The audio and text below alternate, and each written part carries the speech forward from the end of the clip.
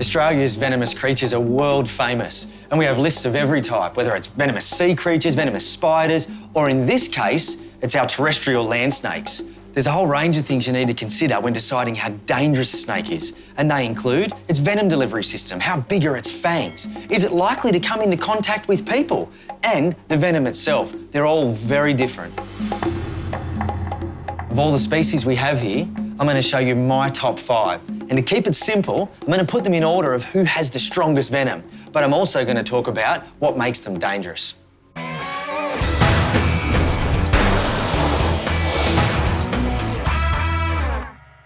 At number 19 on the venom ranking is the king brown snake. And this is Australia's biggest venomous snake. Now, what he lacks in the strength of his venom, he makes up for in size and the venom itself. So let's have a look at him. Now, this is about as big as they get. And he's certainly the biggest king brown that we have here. Look at that. Now, this is the king of snakes. And you know, widely distributed right across the arid interior of Australia. They mainly eat other reptiles, snakes, lizards. The venom is really strong and able to kill them quickly, and they'll swallow a snake whole. Look at that. I'm not a big fella, but that's a long snake. And he's heavy. Oh, stay there, buddy. All right, I'm gonna put him away before he gets stroppy.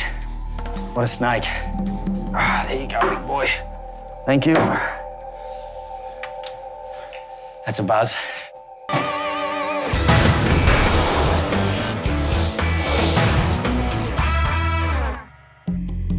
This snake comes in at number 10 in the venom ranking, and it's a little favourite of mine. It's a death adder, and they're a pretty remarkable snake. They're found throughout most of Australia, and they're a bushwalker's nightmare, and I'll show you why. This death adder right now is doing exactly what they do in the wild. The body's buried, the head's just sitting proud of the substrate, and that little tail there is flicking, and that's a lure. Let's have a look what he does. He's a bit cranky there. Look how big that body is, how fat it is. And that would have been concealed under leaves, just that head and tail sticking out. Come on, mate.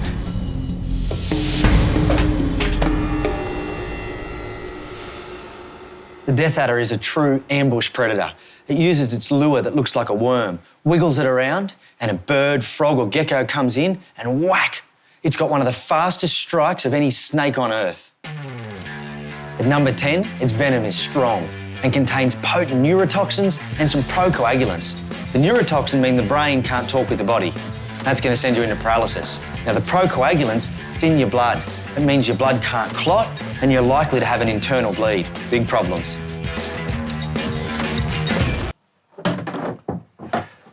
And my number 3 has the world's 4th strongest venom. It's a tiger snake, and I love them. They're full of character and attitude. And I'm going to show you the whole milking process with this one.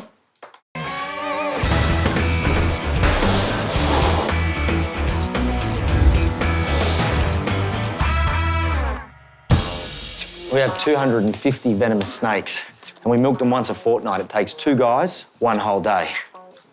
Pretty intense day.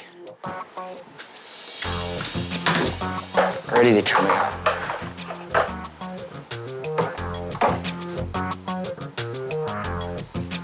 Now, tigers get their name for a pretty obvious reason, striped like a tiger snake.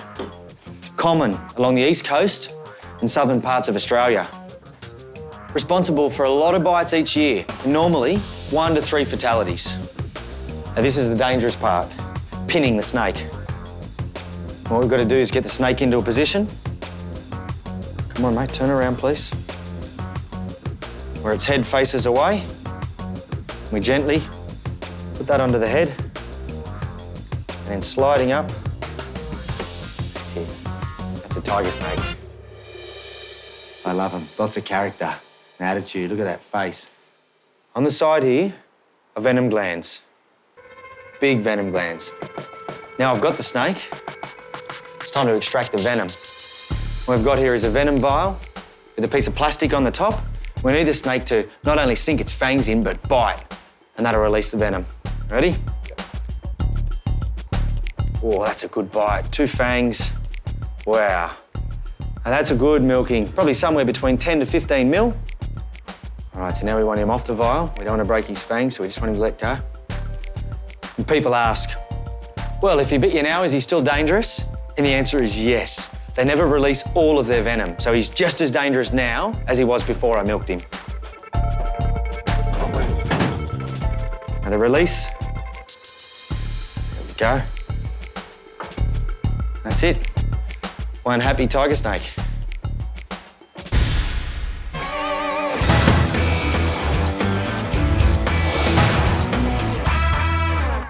This snake is an all-round bad boy. It has the second strongest venom of any snake on Earth. It lives in and around cities and has actually done quite well in urban sprawl because of the rats and mice that come, and that's its prey. It's responsible for many bites every year, 2 or 3 fatalities in Australia every year. It's the eastern brown snake.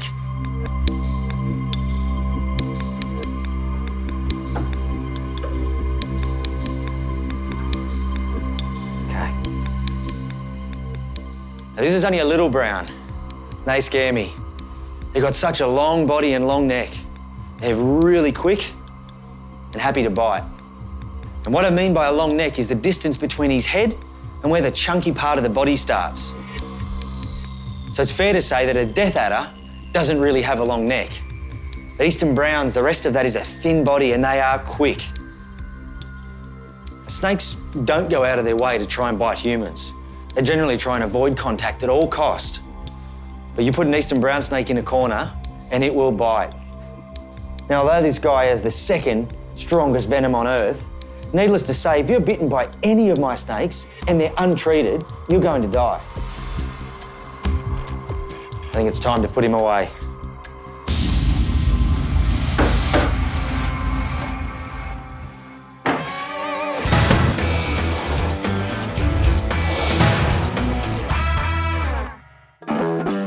Now, my number one is also the world's number one. It has the strongest venom of any snake. And this sleek-looking snake is a fierce snake or inland taipan. Now, they eat rats and they live in the black soil plains of southwestern Queensland. And they need their venom to be so strong because food doesn't come along all that often. And when it does, they need to make sure it counts. So over time, that venom has evolved to be as strong as it is. And they're that confident in it that when they bite a rat, they'll let it go and let it run off and die, and they'll track it down with their smell. Our taipan venom has a number of components, but what makes it so strong is the neurotoxins, the brain's ability to talk to the body, and its venom aims to knock down and kill fast. It's time to put him away. Whoa, buddy, settle down. That jaw drop there, that's a gape, and he was looking straight back at me without the hook there. Now, he's a pretty quiet snake generally, and taipans are a bit of a favourite of mine, but for a minute there, he was cranky.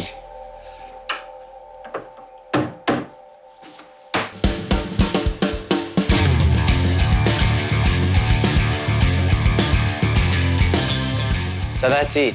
There's my top 5. There's plenty more out there that can do you damage.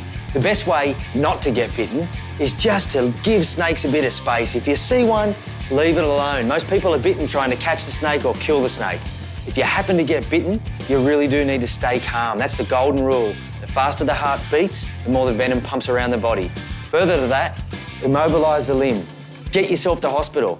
Don't worry about wiping it. They need that venom there to test what snake it was if you're not sure. Even if you don't know if it was a python or a venomous snake, get to the hospital and you'll be right. That's a king cobra. That's why they scare me. Australia has 10 out of 10 of the most venomous snakes in the world. The king cobra only ranks at number 17, but what it lacks in toxicity, it makes up for with sheer size. It's the largest venomous snake in the world. I've got one with an eye problem, and he's not happy. Called King of the Jungle, this 5-metre king cobra is one of the world's most dangerous snakes. He's also my least favourite patient. So this examination requires the master, the owner of the Australian Reptile Park, and my boss, John Weigel. What's the problem? The right eye, he's got the skin stuck. Right. And so is it causing him some problems, or is he... Look, he's been continually trying to get it off. He shed well otherwise, but he's been trying to get it off, and, you know, for the guys, he's been a bit worked up. Okay, well, we can have a look. The king has a piece of skin stuck over his eye, or a retained spectacle. It happens from time to time with snakes. They shed their skin. In some cases, it gets stuck on. This particular snake is normally cool, calm and placid, but with that piece of skin stuck on his eye, he's a different animal. He's blind in one eye, and that makes him very dangerous for us and critical that the skin comes off. But before the scale can be removed, John has the dangerous task of catching the cobra. I'm going in. All right.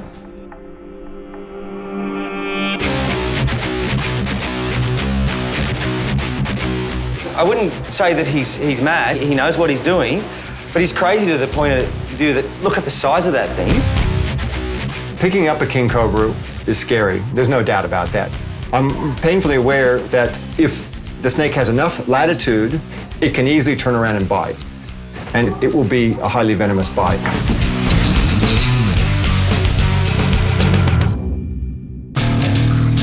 Okay. Just watch your legs. I'm about to come face to face with one of the world's most dangerous snakes, the king cobra, if master handler John Weigel can catch it. The biggest problem is that there's so much snake here to work with, such a small area.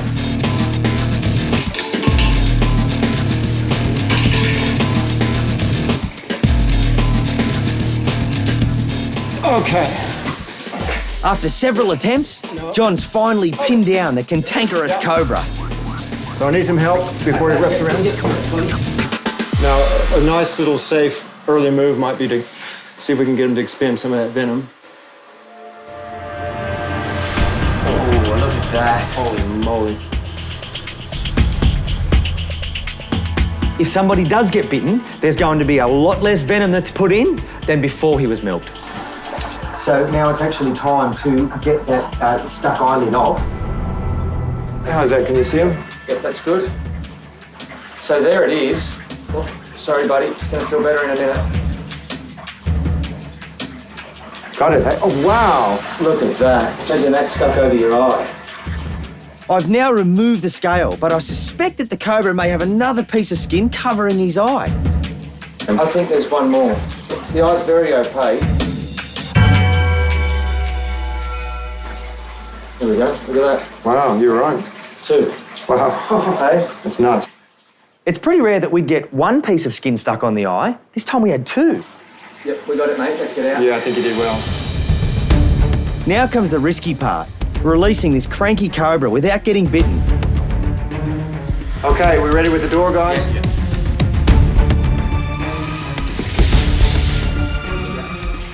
Okay, no hard feelings, mate? Nothing behind you?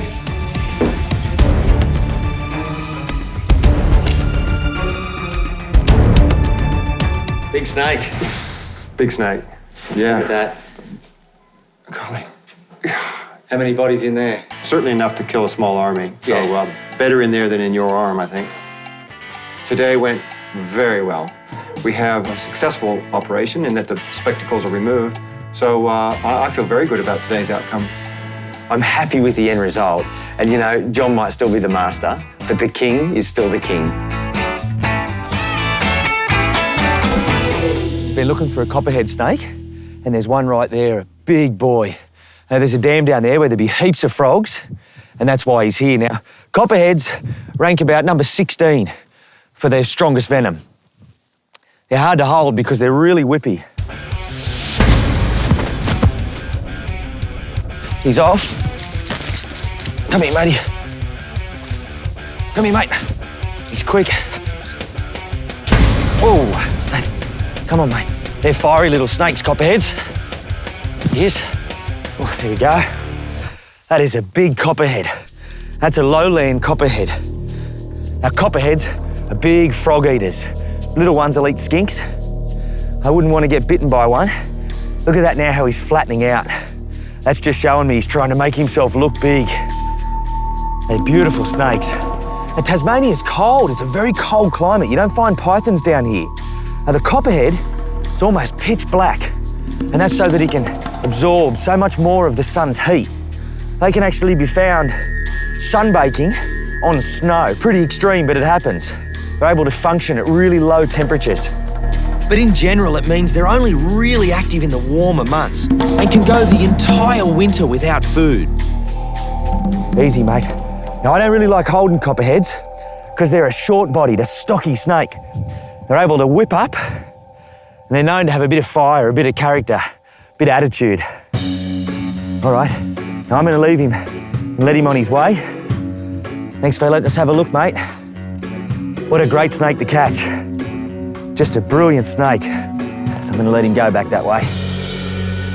1 down, 2 to go. But the day is still young. I'm on a mission in Tassie to find 3 venomous snakes. I've just seen a little white-lipped snake, or the Tasmanian whip snake. And I saw him just dart off the path here, and he hasn't come out from this spot. So I'm just going to gently flip this log. There he is. Come here, mate. Put that log back down. Look at that. They're skink eaters, they're skink specialists. And like all snakes, their tongue's forked and brilliant sense of smell. So as they go along, they flick that tongue out and they actually taste the air. And that tells them which direction the skink is, how long ago it was there, and if it's the type they like to eat. You can see where they get their name because of that white lip. And this is full grown. They don't get much bigger at all. And they're quite dark. They're diurnal, means they're out through the daytime when their prey's out, skinks. And although they don't look so camouflaged, they are. That colour just blends in beautifully with this forest floor. And we always imagine that snakes envenomate their prey just to kill the prey, but that's not always the case. With some of these rear fang snakes, they actually inject venom to help with digestion. Snakes like this run a risk when they swallow their food whole. They risk that the skink, the food, might actually go rotten inside the belly before it's digested. So by injecting it with venom as it's being swallowed, it begins to break the skink down from the inside out. That, with the belly juices, the belly acids, make sure the food doesn't rot. Okay, right back where I found him. Just 1 more on the list of Tasmanian snakes to tick off. All this needs is a keen eye and a bit of luck.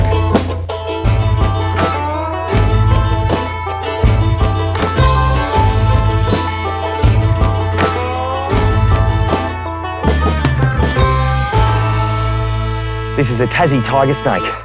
I've been looking for a while, finally found one. And they come in a whole range of colours. This one's pretty dark, a slaty grey.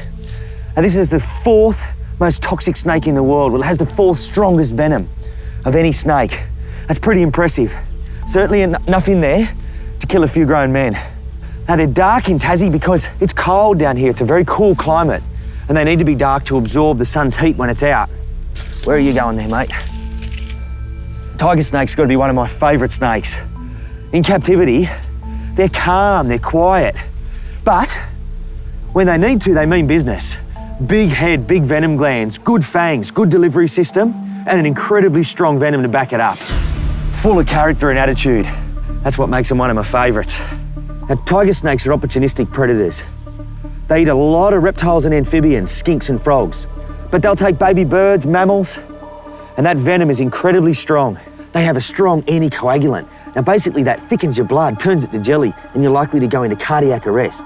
That, coupled with some powerful neurotoxins that are sending your body into paralysis, mean one bite, it's game over.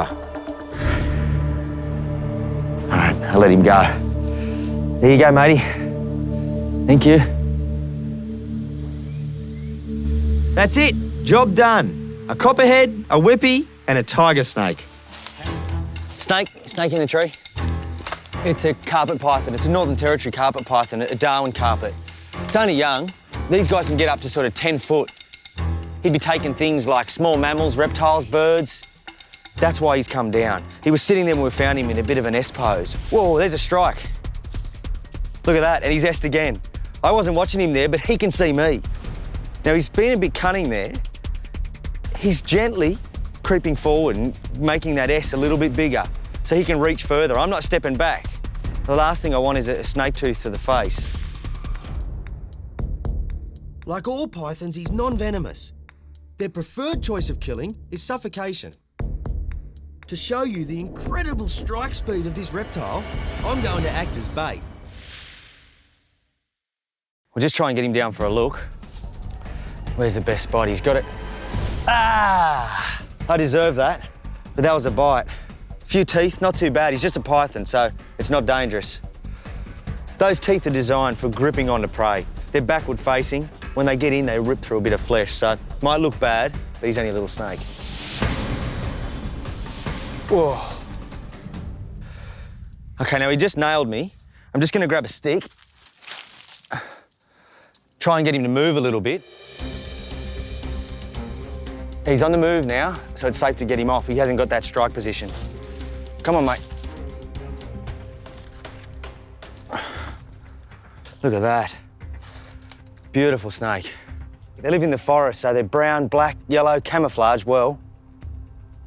He's flicking his tongue to have a bit of a smell. It's a good find, because it's quite a cool night. He'd be out looking for any little mammals, birds. And that there, as you can see, you got the S in the neck. He is just about to strike. And all along that bottom lip are heat-sensitive pits. Now, if one of those picks up my arm, I'm guessing that I'd cop a whack. Don't do it, mate. Don't do it. Look at this. He's just about to strike. He's flicking his tongue. We want to try and keep him nice and settled, not stress him. Hey, bit of a hiss. Look at my hand. It's wrapped up. He's really got my hand there, and a python this size isn't too dangerous. But these guys can get up to 10 foot. I mean, if he was to wrap around, especially on my neck, it'd be an effort to get him off. Okay, I'm gonna try and get him off my hand and put him back where I found him and let him go. He should go straight up into a tree. Come on. And you can really see how he camouflages on that tree. You have a look at the different colours. Once he gets his head around, he should take off. That's it. There we go. What a snake.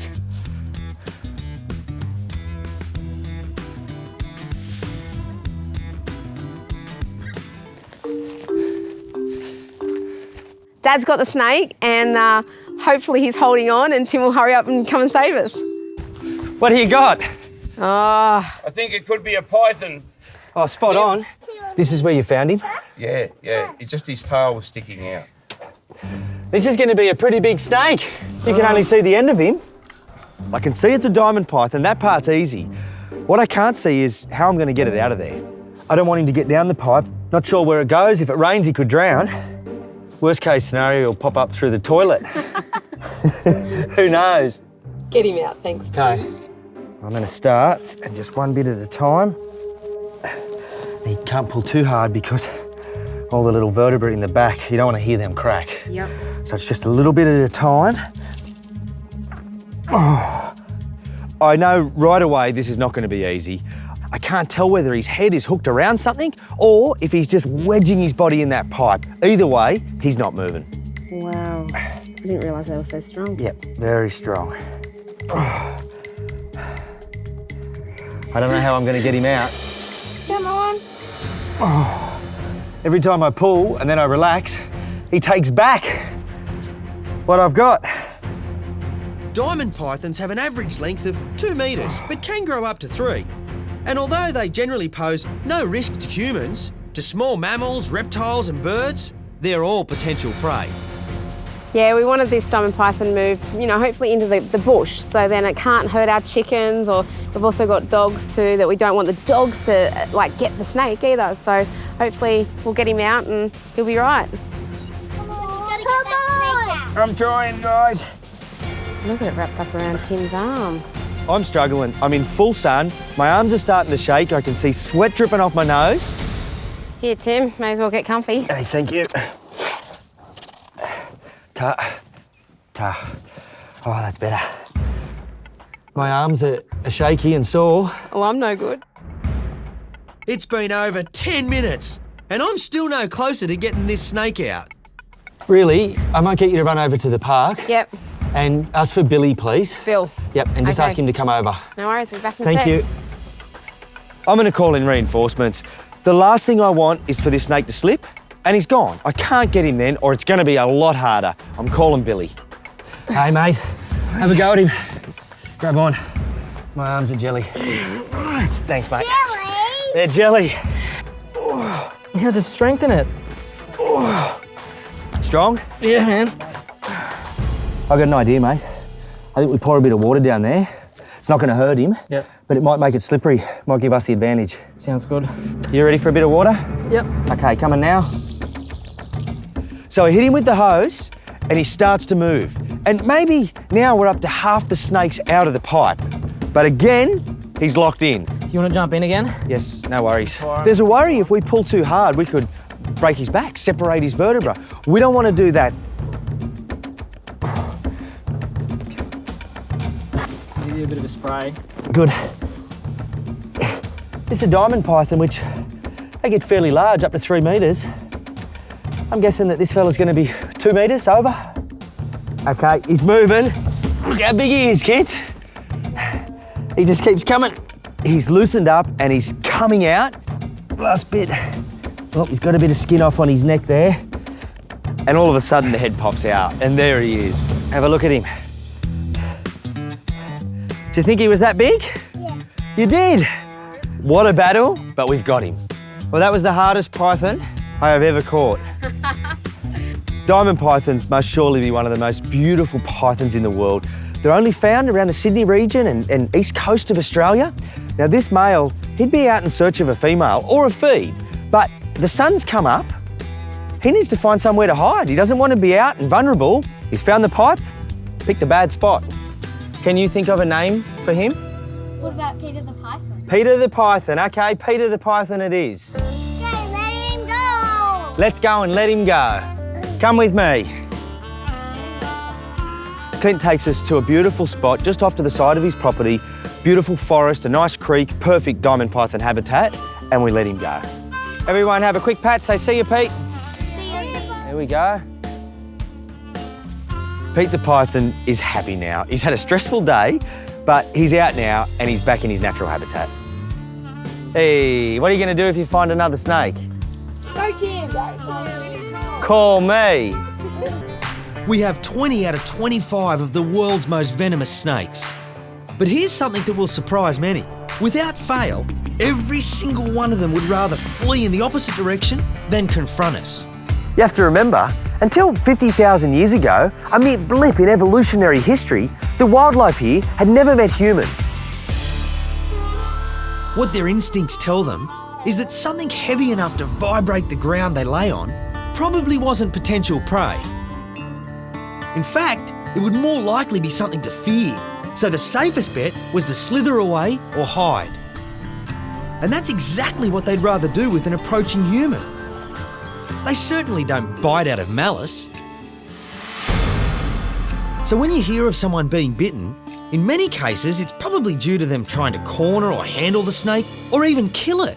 And often they're intoxicated. So why does Australia have such a lethal array of venomous snakes? One theory puts it simply, Australia is a harsh continent and snakes develop venom as a tool to help with killing prey and digestion.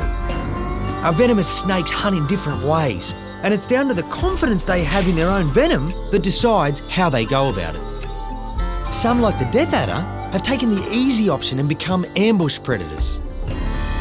Death adders live in country just like this, and they bury themselves under the leaf litter, just their head, eyes and tail with a lure. They wiggle that tail. When an unsuspecting prey comes along, bang, they'll grab it. Now, adders also have a large bulbous head with long fangs, and when they bite onto their prey, they hold on. It's all about energy conservation. The habitat is harsh and food is scarce, so the more energy conserved, the less times they have to eat. But for the majority of our venomous snakes, they're active hunters. Taipans, brown snakes will aggressively seek out prey, and when they find them down a burrow, in a nest, they'll attack, no question. It could get a series of bites in. Most likely, it'll be one. These are the snakes with the most confidence in their venom. The prey will be out of there like a rat up a drain pipe, but the snake's supreme senses will already be on its trail. Before long, the unfortunate victim will succumb to the snake's venom. Now, for most Australian snakes, they have strong neurotoxins that essentially paralyse the prey.